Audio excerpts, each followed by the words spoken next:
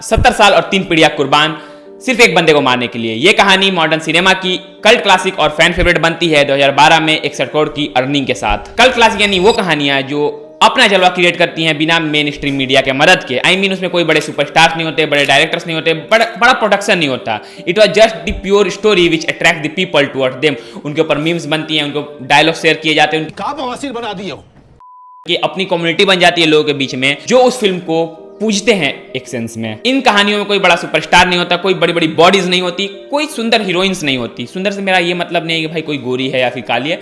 सुंदर से मेरा मतलब है वो जो पूरा स्लिम एंड कर्वी बॉडी जो दिखाया जाता है सिनेमाज में, वो ऐसा कुछ नहीं होता। It was just normal peoples की कहानी एंड उन्हें बहुत नॉर्मल ढंग से दिखाया जाता है। इतना नॉर्मल कि वो आपको सिनेमा होते हुए भी सिनेमा नहीं लगता एंड सिनेमा ना लगते हुए भी सिनेमा लगता है। I mean it's too complicated to define a cult classic, क्योंकि कई बार कल्ट क्लासिक ऐसी होती है जो कि बहुत ही वाहियात होती हैं, but still peoples love them. उनकी कमियों की वजह से लोग उन्हें देखना चाहते हैं। तो बट जिस मूवी की आज हम बात करने वाले हैं उसमें कमियां तो हैं, बट इसके डायलॉग्स, इसके स्क्रीन राइटिंग, इसका सिनेमाटोग्राफी, इसकी टोटल प्रेजेंटेशन जो है ना वो लोगों को काफी ज्यादा अट्रैक्ट करती है। एंड आज हम बात करने वाले हैं gangs of Wasseypur part 1 and part 2 के ऊपर। और देखो, इस कहानी का पर्सनल एक्सपीरियंस बताऊं तो मतलब इस कहानी को मैंने 90% इसके जो आइकॉनिक सीन्स है, आई मीन जो भी तुम डायलॉग्स या फिर मीम्स इसके अराउंड देखते हो ना, वो मैंने मूवी देखने के पहले देख रखे थे। मतलब इसका कितना बड़ा फैला हुआ मार्केट है और लोग इतना ज़्यादा इसको क्रेव करते हैं, कितना इसको पसंद करते हैं कि भाई तुम मूवी देखने के पहले इसके सारे आइकॉनिक मोमेंट को देख लेते हो, तब भी तुम इस मूवी को देखते हो। एंड एक बार तुम अगर इस मूवी को देखना शुरू कर दो तो तुम भाई रुक नहीं सकते इस मूवी को पूरा कंप्लीट किए बिना। एंड दैट द जलवा this movie create within you. अगर gangs of Wasseypur film franchise की बात करते हैं, ये कहानी ऑलमोस्ट 70 साल के टाइम स्पेन को हमारे सामने दिखाती है, जहाँ वसेपुर जो कि प्रेजेंट झारखंड का पार्ट था, पहले बिहार बंगाल जो भी था, मतलब पार्टीशन के पहले, पार्टीशन के बाद, फिर झारखंड के बनने के बाद वो झारखंड में आ गए। एंड उसी झारखंड के छोटे से शहर वसेपुर की ये कहानी है, जहाँ रिलीजन में ही 2 पार्टीशन हो चुके हैं एंड एक ही रीजन के 2 अलग अलग ग्रुप्स बन चुके हैं जो आपस में लड़ते हैं। एक ऐसी जगह जहां औरतों को सेक्स के लिए और मर्दों को बाहुबल स्थापित करने के लिए इस्तेमाल किया जाता है। एंड ये उसी जगह की कहानी है जहां पे भाई अपने शाहिद खान आते हैं, जो कि रामधारी सिंह जो मेन विलन है हमारे कहानी का, मतलब विलन तो सभी हैं बट वो एंटागोनिस्ट हैं। एंड भाई जो शाहिद खान की पूरी लेगेसी है, उसके बाल बच्चे पोते सब हीरो के कैटेगरी में आते हैं इस कहानी को अगर देखा जाए तो। शाहिद खान आते हैं, दोनों में मुठभेड़ होती है, शाहिद खान मारा जाता है, उसका बच्चा आता है, वो भाई प्रण लेता है कि भाई मेरे जीवन का एक ही मकसद है रामधारी सिंह के जो बढ़ते विकास है उसको बंद करना है, उसको मारना है। बट वो भी मारा जाता है, फिर उसका बड़ा बच्चा आता है, वो भी मारा जाता है, फिर उसका छोटा बच्चा आता है, मतलब मझला बच्चा। And they start to throw the Ramdhari Singh पूरा लेगेसी। एंड वहाँ से ये कहानी इसी के अराउंड ये पूरी कहानी है। मतलब एक बाहुबली दूसरे बाहुबली को हराएगा, एक बाहुबल स्थापित करके दूसरे के बाहुबल को गिराएगा। And this movie is all about that. अगर तुमने मिर्जापुर देखा है तो मिर्जापुर काफ़ी एक स्टैब्लिश किंगडम की तरफ फील होती है, बट यहाँ पे कुछ स्टैब्लिशमेंट नहीं है। सब बाहुबली बनना चाहते हैं, मतलब 10 साल के बच्चे ही बाहुबली बनना चाहते हैं, 20 साल के लौंडे बनना चाहते हैं, 40 साल के बुढ़े ही बाहुबली बनना चाहते हैं, मतलब हर कोई बाहुबली बनना चाहता है। नॉट लाइक मिर्जापुर जहाँ एक ही बाहुबली है, 2 ही बाहुबली हैं, हर रीजन के अलग अलग बाहुबली हैं। एंड उनमें भाई एक सिंडिकेट बना हुआ है, एक ग्रुप बना हुआ है, सब बात करते हैं, एक महाबाहुबली है, मतलब वो बहुत ऑर्गेनाइज्ड सिस्टम है, वो ऑर्गेनाइज्ड क्राइम है। बट इसमें जो कहानियां है ना वो ऑर्गेनाइज्ड नहीं है, एक के अंदर दूसरा ही अपने बाप को भाई को मारना चाहता है पावर के लिए। मतलब तुम समझ रहे हो क्या, पूरा बहुत बहुत कॉम्प्लिकेटेड कहानी है। घर के अंदर ही भाई पॉलिटिक्स का खेल, पावर का खेल खेला जा रहा है इस कहानी में। कहानी अपने समय, अपने रीजन और अपने कैरेक्टर के साथ काफी ज्यादा ट्रूथफुल है। लैंग्वेज हो या बॉडी लैंग्वेज, गाइल देने का तरीका हो या फिर रात को घुमा कर लेने का, ये थोड़ा ज्यादा हो गया आई नो। बट तुम बात समझो, भाव समझो कि जो सारी चीजें दिखाई गई है ना वो काफी ज्यादा रियलिस्टिक है, ओरिजिनल फील होती है। मतलब एक थिन लाइन होती है सिनेमा और रियलिज्म में, बट ये कहानी उन दोनों के बीच के थिन लाइन पे खेलती है। आपको सिनेमा का मनोरंजन और रियलिस्टिक तड़का दोनों बैलेंस तरीके में देखने को मिलता है। मतलब वो सारी चीजें इतनी ज्यादा ऑथेंटिक एंड रियल लगती है ना कि it doesn't feel like cinema, it beyond the real of cinema but still it's a cinema. तुम मेरी बातें समझ रहे हो व्हाट आई मीन टू से, अगर तुमने इस मूवी को देखा है। एंड जो डायलॉग्स एंड उसके इसमें जो सिचुएशनल डायलॉग्स यूज किए गए हैं ना, वो सिचुएशन, उस एनवायरनमेंट, उन लोगों के पर्सपेक्टिव, उनकी आइडियोलॉजी, उनके सोचने के तरीके पे काफी ज्यादा सूट बैठता है, उनके साथ सिंक में जाता है। मतलब ऐसा लगता ही नहीं ना कुछ डायलॉग आउट ऑफ प्लेस है या फिर क्रिंजी है या फिर कुछ ऐसा है जो कि वहां पे सूट नहीं कर रहा। मतलब इसके राइटिंग पे सबसे बड़ा मुझे अप्रेजल देना पड़ेगा क्योंकि इसके जो राइटर हैं Anurag Kashyap and Zain Qureshi I guess, नहीं Zeishan Quadri I am sorry if I am pronouncing it wrong, but वो जो जिन्होंने डेफिनेट का रोल प्ले किया आई गेस वही इन्होंने भी इस कहानी को लिखा है। एंड इसकी राइटिंग में ज़्यादा सारी फ्लॉ नहीं है, इसकी राइटिंग काफ़ी ज़्यादा ऑथेंटिक है, काफ़ी ज़्यादा रियल है एंड काफ़ी ज़्यादा मेहनत किया गया इसकी राइटिंग। मतलब राइटर्स ने ज़रा सा भी लेजीनेस नहीं दिखाया। क्योंकि देखो मैं ऐसा क्यों बोल रहा हूँ कि एक कहानी खराब होती है तो उसका सबसे बड़ा रीजन होता है एक राइटर। क्योंकि तुम जितनी बड़ी पिक्चर है, ब्लॉकबस्टर पिक्चर देख लो, उसके राइटर को एक बार नोटिस करना, मे बी जिन्होंने डायरेक्ट किया है ना वही बंदा उस कहानी को लिख रहा है, तो वो काफ़ी ज़्यादा लाइक अपना सोल दे देते हैं वो डायरेक्टर उस कहानी को लिखने में। लेकिन अगर कोई सिर्फ एक थर्ड थर्ड पर्सन राइटर है एंड फिर दूसरा डायरेक्टर डायरेक्ट कर रहा है कोई और डायरेक्टर, तो वहाँ पे कहानी बहुत ज़्यादा अनसिंक्ड लगती है, अनरियल लगती है, काफ़ी ज़्यादा अनरियलिस्टिक फील हो जाती है, ऑथेंटिसिटी उसकी खत्म हो जाती है, उसका अपना जो एक्सपीरियंस वो खत्म हो जाता है। तो वहाँ पे जो राइटर थे उन्हें पैसे कम मिलते हैं, वो कम एफर्ट डालते हैं एंड उसका डायरेक्टर भी आता है तो वो भी कम ही एफर्ट डालते हैं कि उसकी कहानी होती नहीं है, तो यहाँ पूरी चीज़ें बिगड़ जाती है। बट यहाँ पे जो राइटर है वही डायरेक्टर भी हैं और उनमें से एक एक्टिंग भी करते हैं, तो बेसिकली इसको बहुत ऑथेंटिसिटी, बहुत रियलिज्म एंड बहुत ज़्यादा पैशन के साथ इस कहानी को लिखा गया। एंड जब आप इसे देखते हो तो फील होता है, क्योंकि अगर आपने इस कहानी को देखना शुरू कर दिया है तो आप इस कहानी से पीछे नहीं हट सकते। I mean, आपको कितनी कहानी बेकार लगे, आप इसके कैरेक्टर से रिलेट ना करो, इसके आइडियोलॉजी से रिलेट ना करो,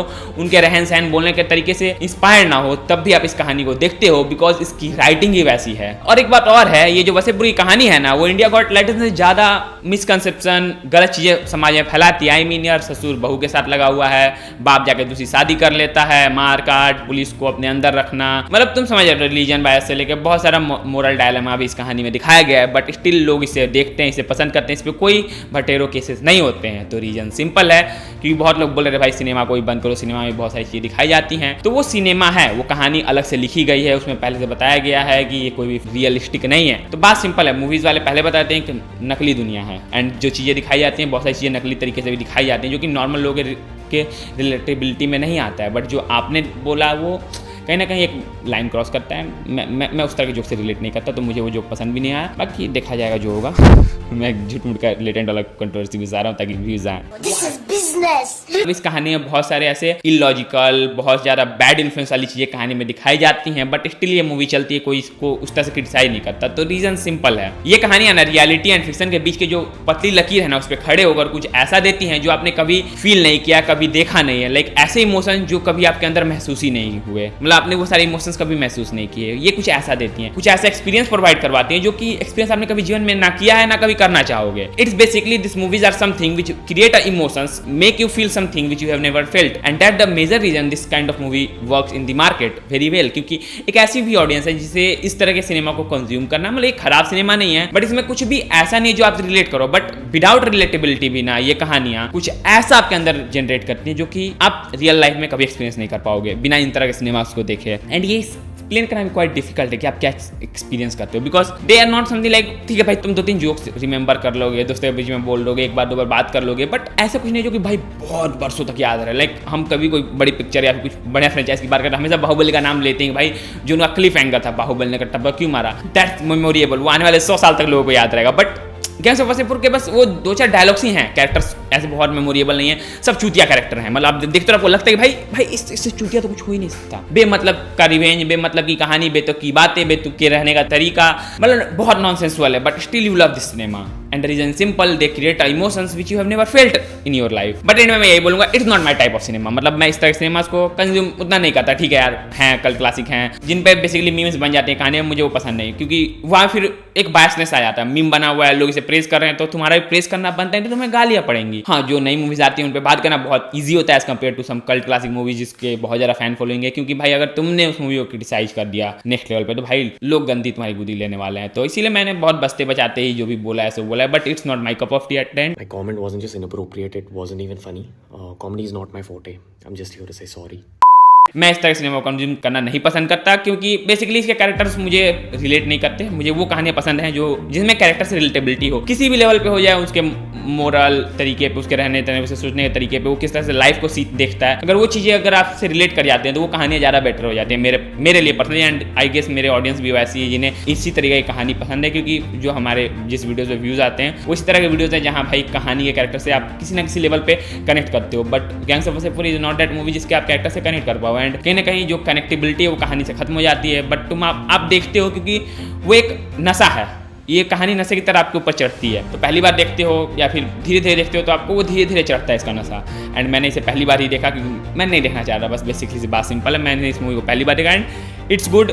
बट ऐसा नहीं कि मैं इस मूवी को दोबारा देखूंगा, मेरी कप ऑफ टी नहीं है बेसिकली, क्योंकि कैरेक्टर्स रिलेटेबल नहीं है, कैरेक्टर्स में वो इमोशंस नहीं होते, कोई मरता है तो वो आपको ऐसे पेन फील नहीं होता है। जब आपको कहानी देते हुए पेन इमोशंस इस तरह से, मतलब वो इमोशनल मोमेंट फील नहीं होते हैं ना, तो मेरे लिए वो कहानियाँ उतनी ज़्यादा पर्सनल फील नहीं होती। लाइक मैं कई बार कुछ लोगों के ब्लॉग्स भी देखता हूँ तो वो कहानी में एक इमोशन होता है, और जो अपनी कहानी इमोशन नहीं डाल पाते हैं ना, वो कहानियाँ मज़ेदार नहीं लगती मुझे बेसिकली। एंड उन्हीं मूवी को मैं क्रिटिसाइज भी करता हूँ। जो मूवी मुझे अगर हल्का सा इमोशन जनरेट करा दे, वो एंड होते होते आप उस इमोशन के साथ उस मूवी के उस इमोशन इमोशंस को याद रखते हो ना, तब मजा आता है। कटप्पा ने बाहुबली को क्यों मारा, वो एक इमोशन है भाई। वो बंदा जो उस लौंडे को इतना ज्यादा प्यार करता है, इतने बढ़िया तरीके से बड़ा के अपने सामने बड़ा के, वो बंदा क्यों मारा, वहाँ पे एक इमोशन ऐड हो जाता है, तो वो कहानी आपको अच्छी लगती है। RRR में सेम चीज है, दोनों की जो बॉन्डिंग है, फिर तुम बात समझो। या फिर हम क्रिस्टोफर नोलन की इंटरस्टेलर मूवी देख लें, तो भाई बाप बाहर जाता है बेटी से, उसको बहुत ज्यादा इमोशन है। लौंडे से कोई इमोशन नहीं है। आप बाप और बेटी के रिश्ते कहानी, उस कहानी को पूरा देखते हो। वो साइंस फिक्शन कहानी, फिक्शनल कहानी होने के बाद भी, एक डिस्ट्रॉइंग वर्ल्ड की कहानी होने के बाद भी आप रिलेट करते हो बाप बेटी के चलते। तो आप बात समझो, कहानी में जब रिलेटेबिलिटी नहीं है, इमोशंस लैक करते हैं, तो कहीं ना कहीं आप उस कहानी से डिटैच हो जाते हो, उसकी मेमोरेबिलिटी बहुत कम हो जाती है इन वन सेंस। देखो यार, मैं आज बहुत ज़्यादा बोल गया, सॉरी फॉर डैट। बट आप बताओ कमेंट में, क्या आपने ये कहानी अपने दोस्त के दबाव में देखी थी, या फिर अपने से नेटफ्लिक्स खोला, कहानी देख लिया, फिर कहीं थर्ड पार्टी से डाउनलोड करके देख ली एंड आपको ये कहानी पसंद आ जाए। अगर वो हो जो दोस्त के प्रेशर चलते देखा एंड उस प्रेशर के कारण आपको ये कहानी अच्छी लगी, तो कमेंट बता देना। एंड अगर अपने से इधर उधर खोजते हुए गए, कुछ और चीज़ों के लिए गए बट कुछ और चीज़ मिल गया, तब भी कमेंट में जरूर बताना, क्योंकि comment is for all of you and we don't जज एनी कमेंट। अगर आपको वीडियो अच्छा नहीं लगा तब भी कमेंट करो, अच्छा लगा तब भी कमेंट करो। Till then see you later, be alpha be critic.